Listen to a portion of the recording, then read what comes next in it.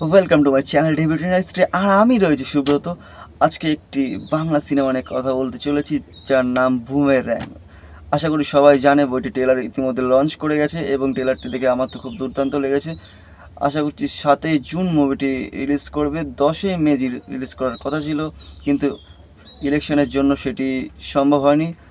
ছবিটি ডিরেক্ট করেছেন সৌভিক কুণ্ডু এবং জিদ্দার প্রোডাকশন হাউস থেকে ছবিটি মুক্তি পেতে চলেছে এবং প্রধান ভূমিকাতে আছে জিদ্দা, রুক্মিণী মৈত্র, খরাজ মুখার্জি, হরিদেব দত্ত, অম্বরীশ ভট্টাচার্য, বিশ্বনাথ বসু, সোলাঙ্কি এবং আরও অনেকে অভিনেত্রীরা। এবং সিনেমাটিতে একটি গান রয়েছে সোনু নিগমের কণ্ঠে। আশা করি গানটি খুবই ভালো হবে।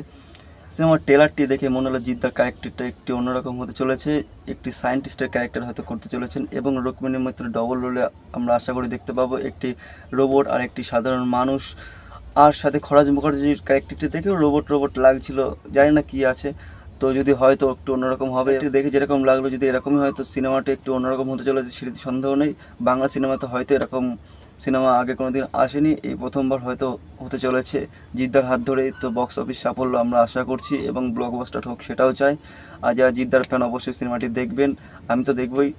মুভিটি দেখার পর আবার একটি রিভিউ করব, তখন আপনারা কমেন্ট করে জানাবেন সিনেমাটি কেমন লাগলো।